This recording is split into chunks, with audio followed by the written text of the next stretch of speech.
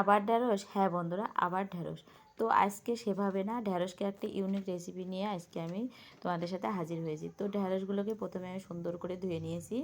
এবার ঢ্যাঁড়সগুলোকে আমি একটা ছুরির সাহায্যে মুখটা কেটে ফেলে দিয়ে ছোট্ট ছোট্ট করে টুকরো টুকরো করে কাটবো।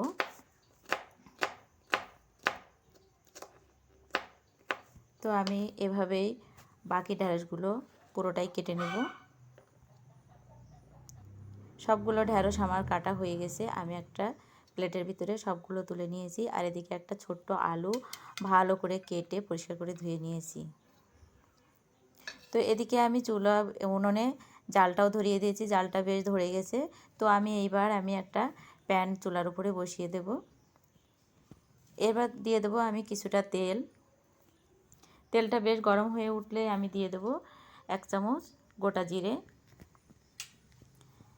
যেটা বেশ ভাজা ভাজা হয়ে গেলে আমি দিয়ে দেবো চিলি ফ্লেক্স, দিয়ে দেবো 1 মুঠ পেঁয়াজ কুচি দিয়ে এবার একটু নেড়ে চেড়ে নেব।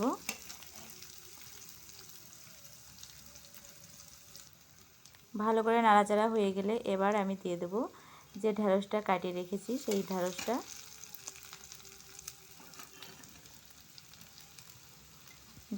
দিয়ে আমি এবার উল্টিয়ে পাল্টিয়ে একটু নেড়ে চেড়ে নেব। এবার দিয়ে দেবো আমি স্বাদ মতো লবণ,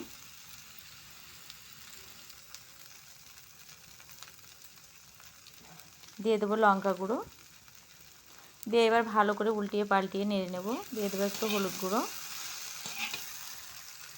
বেশ নেড়ে চেড়ে লাল লাল ভাব এসে গেলে আমি এবার একটু মাঝে ফাঁকা করে একটা ডিম ভেঙে দিয়ে দেব।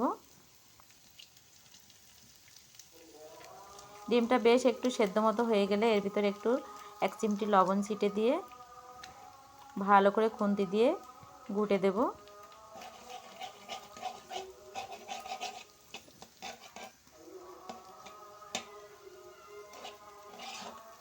এবার ঘোটা হয়ে গেলে এবার উল্টিয়ে পাল্টিয়ে ভালো করে এটা আমি ভেজে নেব।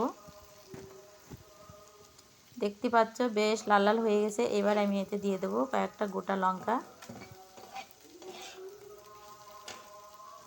বেশ আমার রান্না এখানেই শেষ। তো আমি এবার একটা প্লেটের মধ্যে সবগুলো তুলে নেব।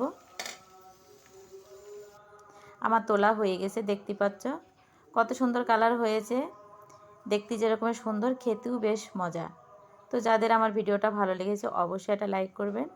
আর যারা সাবস্ক্রাইব করেননি অবশ্যই সাবস্ক্রাইব করে পাশে থাকবেন।